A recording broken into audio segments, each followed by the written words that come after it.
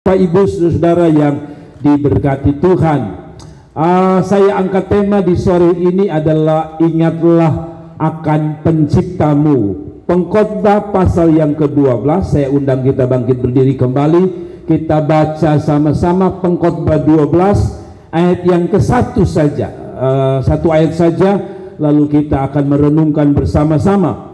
Pengkhotbah pasal yang ke-12 ayat yang ke-1. 1, 2, 3. Ingatlah akan penciptamu pada masa mudamu, sebelum tiba hari-hari yang malang dan mendekat tahun-tahun yang kau katakan tak ada kesenangan bagiku di dalamnya. Sekali lagi, ingatlah akan penciptamu pada masa mudamu, sebelum tiba hari yang malang dan mendekat tahun-tahun yang kau katakan tak ada kesenangan bagiku di dalamnya. Silakan duduk Bapak Ibu Saudara-saudara yang diberkati Tuhan. Penulis adalah, pengkhotbah adalah Salomo. Katanya Salomo menulisnya pada masa-masa tua, setelah dia menyadari bahwa akhir hidupnya akan berakhir. Dia adalah seorang raja yang luar biasa penuh hikmat, punya istri 1000. Dan ketika dia menulis ini, dia tulis satu kata, ingatlah akan penciptamu. Saudara, satu kata yang sederhana tetapi punya pesan yang baik sekali, punya pesan yang keras dan tegas untuk kita. Ingatlah akan penciptamu. Saudara, itulah kebenaran firman Tuhan yang saya mau bagi untuk saudara. Nah, saya bahas dulu apa itu pencipta. Pencipta itu adalah dia yang bisa, atau dia yang menciptakan, dia yang mengadakan, dia yang menjadikan, dia yang membuat. Jadi kalau Alkitab bilang dia pencipta, berarti dia yang mengadakan. Apa yang dia adakan? Dia adakan banyak hal dalam hidup ini. Berkat Tuhan dalam hidup kita, kehidupan, nafas hidup, pekerjaan kita semua, istri, anak, dia adakan. Menjadikan langit dan bumi dia buat. Hidup ini pun dia yang buat, saudara-saudara. Nah, kalau begitu saudara-saudara, kalau saudara baca tadi dia katakan ingat penciptamu, ada satu peribahasa ke apa dia yang dikatakan jangan kacang lupa kulit. Saudara pernah dengar kata ini, kacang lupa kulit? Saudara, jangan lupa pencipta, artinya bahwa jangan lupa dia yang mengadakan, dia yang menjadikan kita, dia yang membuat banyak hal terjadi dalam hidup kita. Nah, tadi saya bilang ketika ayat ini muncul, ada satu pepatah yang mengatakan jangan jadi orang yang lupa atau jadi kacang yang lupa kulit. Saya coba baca di kamus, apa artinya jangan jadi kacang yang lupa kulit. Artinya dari mana kita berasal harus tahu, dan kita harus tahu diri, dan tidak lupa dari mana kita berasal. Saudara, itulah yang disebut jangan lupa penciptamu. Nah, saudara-saudara, saya langsung saja. Mengapa kita tidak boleh lupa pencipta kita? Dari ayat 1 sampai ayat yang ke-14 kita menemukan 3 jawaban. Sang penulis tulis yang pertama yang saya mau bagikan kepada saudara. Kenapa harus kita jangan lupa pencipta kita? Siapa pencipta kita? Tuhan Allah. Nah, karena yang pertama, karena apapun bisa menimpa kita, saudara-saudara, dan kita butuh pencipta. Sekali lagi, bahasa sederhananya, kenapa penulis kitab Pengkhotbah mengatakan jangan lupa pencipta? Sederhana, karena manusia ini tidak stabil hidupnya. Sebentar senang, sebentar bisa susah, sebentar bisa ketawa, sebentar bisa menangis. Mari kita lihat ayatnya, ayat yang ke-9. Ingatlah akan penciptamu pada masa mudamu. Lalu bagaimana dengan kita yang sudah? Saya, Bapak Dan, kita yang sudah menikah. Kalau begitu yang tua tidak usah ingat, tidak. Kata yang muda di sini artinya muda bukan hanya pada secara letterlek, secara tertulis bahwa ini orang muda, jangan lupa penciptamu. Tapi muda itu kan bicara tentang orang yang masih kuat. Kita walaupun sudah tua, kan kita masih kuat, betul ya? Kita masih bisa duduk, kita masih bisa kerja, kita bisa melayani, kita masih bisa beribadah, berarti kita masih kuat. Nah, dikatakan orang-orang seperti kita ini, jangan lupa sebelum tiba hari hari yang malang. Setelah dia bilang ingat penciptamu, dia bilang karena kita ini tidak selamanya hari-hari kita ini hidupnya luar biasa. Tidak selamanya hidup kita ini dahsyat. Tidak selamanya hidup kita ini penuh berkah. Ada waktu dikatakan bahwa tiba juga hari yang apa? Malang, saudara. Saya buka lagi kamus, kata hari malang itu artinya hari yang buruk, saudara. Hidup ini jangan lupa pencipta. Kenapa? Karena hidup tak selamanya berjalan normal. Hidup tak selamanya indah. Hidup selalu ada dua sisi. Sebentar indah, sebentar buruk. Sebentar hujan, sebentar badai. Sebentar enak, sebentar tidak enak. Sebentar kita tertawa, tapi sebentar kita menangis. Dan manusia pada saat berbahagia itu katanya lebih mudah dia hidup ketimbang ketika dia hidup dalam pergumulan dan kesusahan. Itu sebabnya Tuhan bilang apa? Ingatlah pencipta, karena hidup tak selalu indah. Ada amin. Satu waktu Petrus dan teman-teman jalan dengan perahu yang aman, tapi di tengah jalan badai menghantam mereka. Itu yang saya bilang, hidup kadang-kadang seperti perjalanan perahu para murid. Kadang-kadang kelihatan aman sekarang, tapi kita tidak tahu besok apa yang terjadi. Saudara, itu sebabnya saya kasih tunjuk gambar di sini. Pada poin pertama sudah lihat gambar tsunami. Pernahkah ini kalau tidak salah tsunami di Jepang, salah satu tsunami yang besar selain Aceh yang kita punya. Nah, saya tanya saudara, apakah mereka pernah bermimpi dan merindukan apa yang disebut tsunami? Kemarin tanggal 7 bulan 7 2023 jembatan Lumajang Balang hancur, banjir besar. Dan saya buka lagi di, kalau tidak salah di Bali juga mengalami banjir yang luar biasa. Saudara lihat, ini manusia. Manusia tidak tahu apa yang terjadi besok. Susah, senang puji Tuhan. Tapi kalau susah, kita butuh yang namanya pencipta kita. Yang setuju katakan amin. Saudara ingat, hidup ini tak selamanya indah.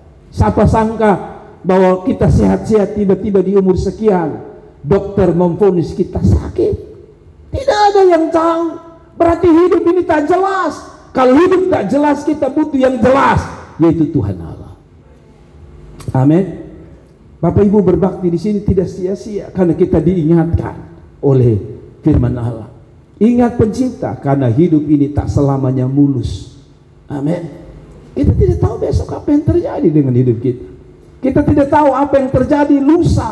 Kita tidak tahu akan terjadi bulan depan. Tapi minimal kita punya pencipta. Apapun yang kita hadapi, kita tidak takut, karena kita punya Tuhan. Makanya Daud sudah nyanyi dalam Mazmur 23. Sekalipun aku dalam lembah kekelaman, aku tidak takut bahaya. Kenapa? Karena Tuhan beserta kita. Kita tidak takut bahwa akan apa yang terjadi besok. Tapi mereka yang mengenal pencipta, yang tidak lupa pencipta, sadar bahwa kita punya harapan ketika hari malang itu tiba. Kita punya harapan ketika hari buruk itu tiba. Mungkin saudara berkata, siapa yang mau hari buruk, Bapak Gembala? Semua orang tidak akan mau hari buruk. Semua orang mau kalau bisa hari itu indah dan besok lagi indah. Tapi kenyataan hidup nyata bahwa besok bisa saja indah atau sebaliknya, besok saja buruk. Tapi sekali lagi, tak usah takut dengan hal keburukan atau kehidupan yang buruk besok, karena kita punya pegangan hidup, yaitu Tuhan Allah. Ya, Bapak Ibu saudara yang diberkati Tuhan, kita lanjut pada poin yang pertama tadi. Saya katakan bahwa kenapa kita tidak boleh lupa pencipta, karena tadi dia bilang, dan mendekat tahun-tahun kau katakan tak ada kesenangan. Sekarang saudara mungkin tidak akui bahwa firman Tuhan ya dan amin. Tapi kelak saudara akan sadar ketika kita misalnya sudah tua. Itu sebabnya Mazmur 90 mengatakan apa? Manusia itu hidup hanya 70, setelah itu apa?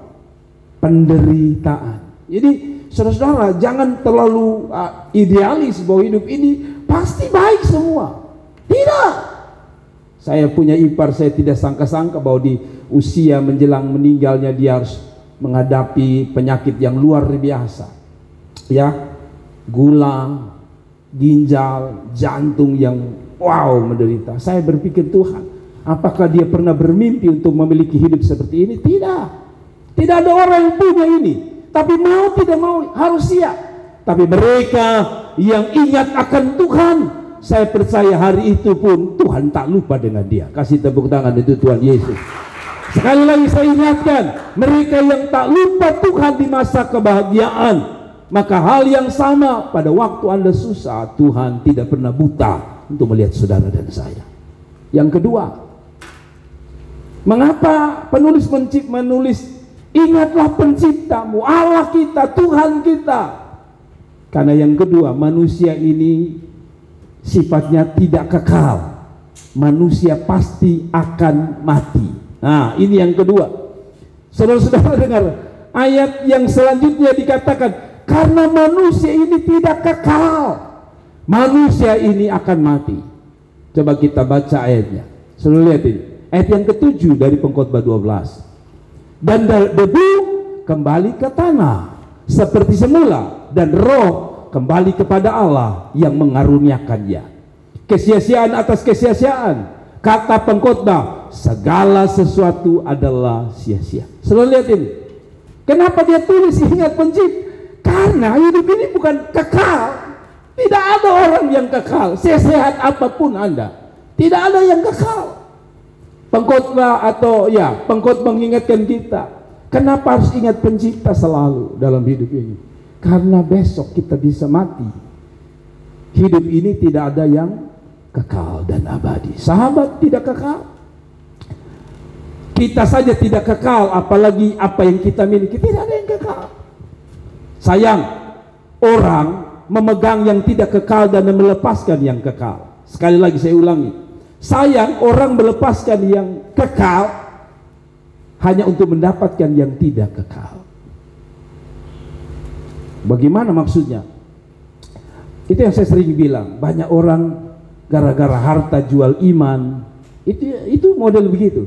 Kalau dia lupa pencipta, ya model begitu. Dia lupa bahwa hidupnya bukan selamanya ada di dunia ini. Hidup ini satu waktu kita akan mati. Nah, pertanyaannya, ada orang bilang begini, Bapak mati kan su beres. Apakah beres? Nanti kita lihat. Persoalannya, orang bilang begini, iya Bapak tidak apa-apa kan kalau mati beta susah deh pikir pulsa, listrik, tidak harus beli sayur, beras, minyak, tidak harus pikir banyak hal. Mati kan enak, selesai. Siapa bilang mati selesai? Ketika pengkhotbah mengingatkan bahwa manusia itu tidak kekal, ini jawabannya. Maksudnya kenapa dia mengingatkan bahwa hidup kita tidak kekal, alias kita bisa mati kapan saja. Daniel pasal 12 ayat 2 bilang begini, dan banyak dari antara orang-orang yang telah tidur dalam debu tanah, maksudnya ini orang mati, akan bangun sebagian untuk mendapatkan hidup yang kekal, apalagi sebagian untuk mengalami kehinaan dan kengerian yang kekal. Masalahnya di sini, hidup kita akan mati, hidup kita akan berakhir. Kalau Anda lupa Tuhan, Anda lupa untuk mencari Dia, Anda lupa untuk melayani Dia, Anda lupa untuk mengasihi Dia, ingat, hidup ini akan mati. Masalahnya, mati belum selesai. Makanya kalau orang bunuh diri lalu berpikir mati selesai, salah. Kita masih menghadapi satu kenyataan hidup setelah kehidupan di dunia ini, yaitu kita kemana nih? Mati kekal atau hidup kekal? Jadi kalau begitu jangan lupa Tuhan dari sekarang. Selalu ingat Tuhan, selalu andalkan Tuhan, selalu mengasihi Tuhan, selalu layani Tuhan, dan selalu cari Tuhan. Wahyu 14:13 bilang begini, kalau saudara mati model bagaimana dulu? Mati itu banyak caranya, tapi kiranya kita pun mati model Wahyu 14 ayat 13. Dan aku mendengar suara dari sorga berkata, tuliskanlah berbahagia orang yang mati dalam. Jadi mati itu memang semua orang akan mati, tapi mati yang berbahagia itu yang harus kita jalani. Mati yang berbahagia itu model apa menurut Wahyu? Wahyu bilang mati di dalam Tuhan. Jadi kalau ada orang, gara-gara pekerjaan, gara-gara jodoh, jual Yesus, maka kematianmu menjadi kematian yang paling naas di dunia ini. Karena Mereka yang hidup kekal adalah mereka yang ingat Tuhan, dalam artian mereka yang mempertahankan imannya sampai pada mereka mati. Mengerti ya? Jadi Bapak Ibu jemaat Tuhan, ini khotbah yang banyak orang tidak suka dengar. Tapi mau tidak mau kita akan berakhir sampai di sana. Anda setuju atau tidak, Anda senang atau tidak, ini akan terakhir dari kehidupan kita. Mau kaya mau miskin, kita akan ada di sampai akhir. Dan dia berkata begini, yang pertama, Anda harus pastikan kita mati dalam Tuhan. Amin. Kita hari ini ada di dalam Tuhan, kita tidak tahu besok.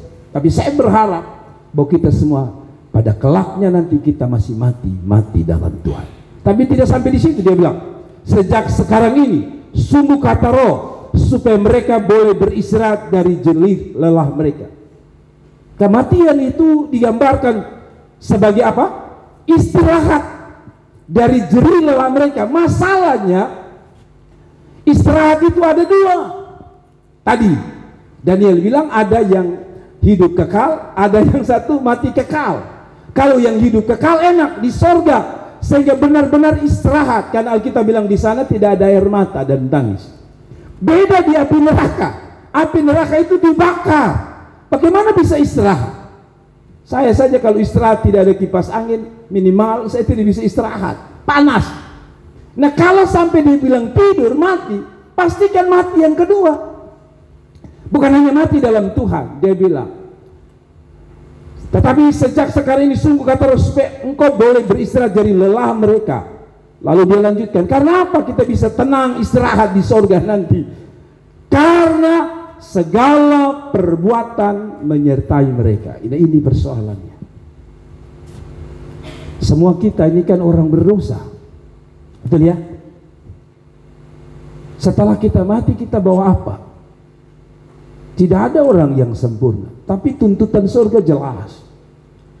Dia bilang karena perbuatan mereka menyertai. Perbuatan tidak menyelamatkan. Bagi orang percaya, perbuatan itu hanya dampak untuk mendapatkan mahkota. Tetapi bagi orang fasik, perbuatan itu adalah ukuran untuk mereka dibinasakan. Nah pertanyaan saya, hidup kita kan tidak tahu. Jangan pikir kita kuat saudara-saudara. Saya selalu ulang-ulang, saya bilang, kadang-kadang yang kuat mati dahulu. Saya tidak bilang yang kuat-kuat sekarang mati dahulu. Saya berdoa kita umur panjang supaya kita melayani Tuhan. Amin. Saya berdoa supaya kita umur panjang supaya kita melayani lebih panjang lagi. Tetapi begini, kan Tuhan yang menentukan masalahnya. Kalau saya yang menentukan, saya bilang, Tuhan, sana main gitar, jadi kita masih putus di nasa, masih panjang sedikit. Masalah Tuhan yang tentukan. Istri dan anak saya bisa saja berdoa supaya suami saya, bapak saya umur panjang. Tapi masalahnya Tuhan yang menentukan. Tapi tidak apa-apa. Yang penting kita sudah siap. Karena segala perbuatan menyertai mereka sedang bicara. Sebelum kematian itu datang harus ada persiapan. Makanya kita tidak mengenal apa yang disebut dengan penyucian setelah kematian. Hidup ini hanya satu kali, setelah itu kita akan menghadap tata pengadilan Tuhan. Itu menjadi poin terakhir kita. Tapi saya kasih ingat Bapak Mama, khusus orang-orang muda dan kita semua, ingatlah penciptamu. Yang setuju katakan amin. Nah saudara-saudara, ini yang poin yang terakhir yang saya mau sampaikan. Yang terakhir yang lebih mengerikan. Kenapa dia bilang ingat penciptamu? Karena yang ketiga, karena semua manusia akan menghadap tata pengadilan Tuhan. Saya sengaja ambil gambar ini. Saya pernah dengar orang-orang mengatakan, saudara jangan pikir, kalau kita baca ayat ini, coba kita baca dulu baru saya jelaskan. Saudara lihat dulu gambar ini, taruh di pikiran saudara tentang pengadilan. Dan yang paling mengerikan adalah tipikor, orang-orang yang sedang disidang karena korupsi. Saudara lihat ini. Pengkhotbah 12 bilang gini, ayat yang ke-14, ayat terakhir. Karena Allah akan membawa setiap perbuatan ke pengadilan. Setelah dia bilang ingat pencipta, dia tutup dengan ini. Ingat, kami bukan hanya akan ada persoalan di depan, hidup baik-baik tiba-tiba ada kemalangan. Tapi yang kedua dia bilang, karena hidup ini akan berakhir. Mau umur berapapun kita akan berakhir dengan kematian. Tidak ada orang yang kekal. Mau minum obat bagaimanapun paling-paling 100 lebih. habis itu harus mati. Tetapi yang terakhir dia bilang, kenapa harus ingat Tuhan? Kenapa para pengkhotbah, para hamba Allah selalu ingatkan, jangan lupa Tuhan? Karena yang terakhir ini, karena Allah akan membawa kita setiap manusia ke pengadilan Tuhan. Tadi saya kasih tunjuk gambar tadi itu, saya pernah dengar, saudara-saudara jangan anggap pengadilan itu biasa. Orang-orang yang mengalami kasus korupsi katanya, ketika mereka ditetapkan jadi tersangka, beberapa orang menceritakan bahwa mereka tidak bisa tidur. Bahkan kadang-kadang ada yang stroke dan mati. Belum disidang, itu sudah ada rasa ngeri dalam diri mereka. Apalagi mereka yang terkena kasus narkoba yang berat, yang hukuman tembak mati. Anda bisa bayangkan malam itu mereka tidak bisa tidur. Atau jangankan sudah mau ditembak mati, baru masuk sidang saja mereka sudah pikirnya luar biasa. Ingat baik-baik, kalau di dunia ini saja pengadilan itu mereka tidak bisa lewat. Saya kasih tahu Bapak Ibu, pengadilan Tuhan itu tidak ada yang kebal, tidak ada yang bisa lewat dengan gampang-gampang. Saya baca ya sekali lagi, karena Allah akan membawa setiap kita ke pengadilan. Jadi Bapak Mama, sebagai hamba Tuhan, saya selalu kasih ingat, kerja boleh, usaha boleh, hidup boleh, kuliah boleh, pelayanan boleh, tapi ingat, jangan lupa Tuhan. Kenapa? Sebab setiap kita harus masuk ke pengadilan Tuhan. Kalau pengadilan dunia ini, lihat itu kasus Lyle sampai hari ini belum beres. Karena bisa saja yang salah jadi benar, yang benar jadi salah. Pengadilan Tuhan tidak bisa begitu. Pengadilan Tuhan salah, ya salah. Benar, ya benar. 2 Korintus 5 ayat 10 berkata begini, sebab kita semua, itu artinya yang melayani tetap maju pengadilan, yang sungguh-sungguh maju ke pengadilan, yang main-main apalagi maju ke pengadilan. Sebab dia yang bilang, kita semua harus menghadap tata pengadilan Kristus, supaya setiap orang memperoleh apa yang patut diterimanya sesuai yang dilakukannya dalam hidup ini, baik atau jahat. Puji Tuhan kalau kita baik. Bagaimana kalau kita jahat? Ya sudah, kita akan menerima hukuman. Saya cepat saja, Wahyu 20 ayat 12 bilang begini, dan aku melihat, perhatikan, orang-orang mati. Tadi dia bilang semua. Siapa orang semua itu? Orang-orang mati, besar dan kecil. Jadi jangan pikir, kadang-kadang kita bilang bayi itu seperti kertas. Apa bilang? Dia bilang tidak peduli besar kecil di pengadilan Tuhan. Bukan saya yang bilang. Karena itu kalau sampai dia bilang kecil besar ke pengadilan, betapa seriusnya hidup ini dengan Tuhan. Amin. Berdiri di tata itu lalu dibuka semua kitab. Dan dibuka juga kitab yang lain, yaitu kitab kehidupan. Dan orang yang mati dihakimi menurut perbuatan mereka berdasarkan apa yang tertulis dalam kitab kehidupan. Saya tanya saudara, saya tanya kita semua, jawab di hati kita. Siapa yang yakin bahwa sekarang kalau Tuhan panggil kita, lalu kita ada di pengadilan Tuhan, berani dengan yakin mengatakan, nama saya sudah ada di kitab kehidupan? Kenapa saya ajak ini? Supaya kita serius. Ini kebenaran yang serius. Hidup ini sekarang kita bisa seperti game di dunia ini, bermain. Tapi ketika itu, waktu itu tidak ada lagi game-game. Kita hanya berhadapan dengan Kristus sebagai hakim. Nah kalau begitu, bagaimana kita tahu bahwa kita ini nama kita sudah tertulis? Tapi saya baca dulu ayat 15. Dan setiap orang yang tidak ditemukan namanya tertulis di dalam kitab kehidupan itu, ia dilemparkan ke dalam lautan api. Yang tidak tertulis, waktu dihakimi dilempar kemana? Ke api. Lalu siapakah yang tertulis? Saya tidak tahu, Anda tidak tahu. Tapi minimal ayat ini mengingatkan kita bahwa minimal kita tahu apakah kita tertulis atau tidak. Wahyu 21 ayat 7. Barang siapa menang, ia akan memperoleh semuanya ini. Aku akan menjadi Allahnya dan ia akan menjadi apa? Anakku. Tetapi perhatikan, orang penakut. Siapa yang tidak takut di sini? Saya tanya saudara, siapa yang tidak takut di sini? Apalagi yang masih takut setan. Ini saya kadang-kadang heran. Menyembah luar biasa, tapi pergi gelapan masih takut. Ada masih takut di sini, pergi kamar mandi gelap-gelap. Baca baik-baik. Wahyu bilang yang tidak tertulis itu salah satunya penakut. Ada amin? Nah, ini tidak ada hubungan dengan penakut naik motor. Ini tidak perlu di situ. Karena penakut naik motor itu baik supaya saudara tidak pikuk ke celah ke orang yang lain. Tetapi saya pikir dikatakan orang-orang penakut. Saya keniki-niki. Dan ketika saya khotbah mengenai ini, saya lucu karena majelis satu datang ke saya dan bilang, Pak Pendeta, tadi Pak Pendeta sungguh meninggal takut setan. Saya ini majelis besar, tapi aduh, kalau saya pergi kamar mandi saya takut. Sampai-sampai dia mau pergi kamar mandi diajak istrinya. Ada di sini yang istri-istri kalau mau pergi kamar mandi, enak ya sekarang kamar mandi di dalam. Kalau zaman dulu itu kamar mandi harus 20 meter. Jadi kalau jam 12 malam, perut sakit biar tahan sampai besok pagi. Tapi kalau itu tipenya, hai hati-hati. Saudara pun nama tidak tulis karena kita masuk dalam golongan apa? Penakut. Lalu yang kedua, orang tidak percaya. Cantik-cantik jangan jual iman. Karena yang jual iman masuk dalam golongan orang tidak percaya. Dan ini nama ini pasti tidak tertulis. Saya tanya saudara. Jadi susah-susah saya ulang-ulang di sini. Susah-susah Yesus tetap di hati kita. Sekali lagi, susah-susah Yesus harus tetap ada dalam hidup saudara.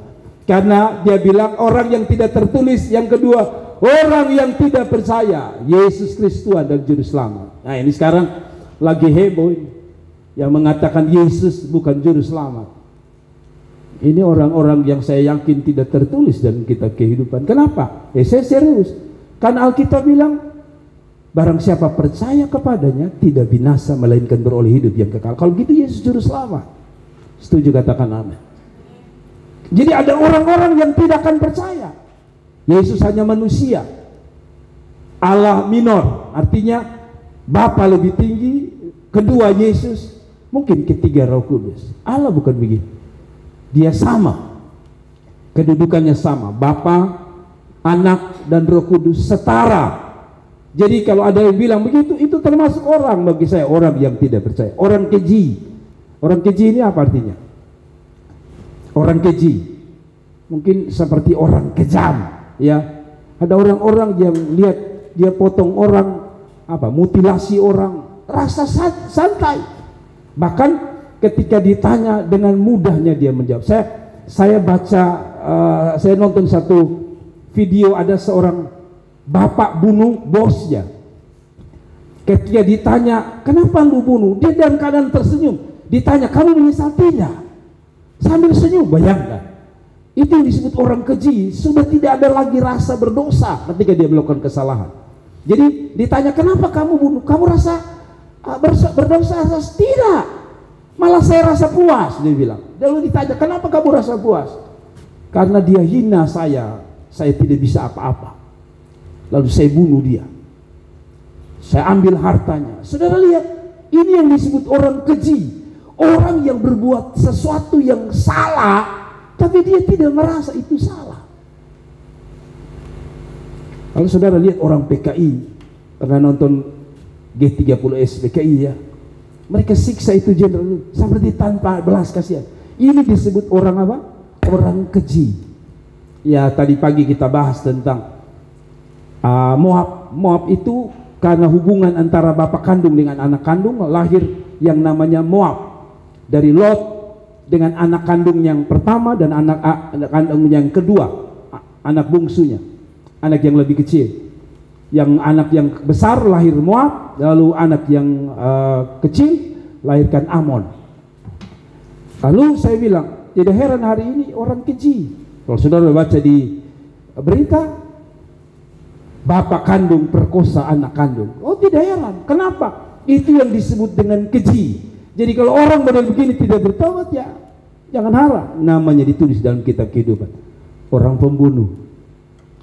Saudara, itu sebabnya saya suka waktu kasus Lael mereka bilang begini, Kau bisa lolos di pengadilan manusia di dunia ini, tapi engkau tidak bisa lolos di pengadilan Tuhan. Jadi sangat mengerikan ya. Orang sundal, tukang-tukang sihir. Nah ini masuk nih, suanggi-suanggi yang terbang-terbang. Untung ini Randi bertobat, dia tidak terbang-terbang lagi. Tetapi maksudnya adalah tukang sihir, apalagi tukang suanggi. Kalau kita bahasa apa lagi? Selain tukang suanggi apa ya kita bahasa? Tukang santet orang.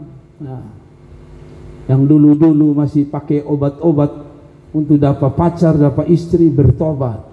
Karena itu masuk dalam sihir. Penyembah-penyembah berhala. Saudara masih menyembah berhala tidak? Saya tanya serius, saudara masih menyembah berhala tidak? Tidak toh? Tetapi apa itu berhala? Berhala katanya sesuatu yang disamakan dengan Tuhan.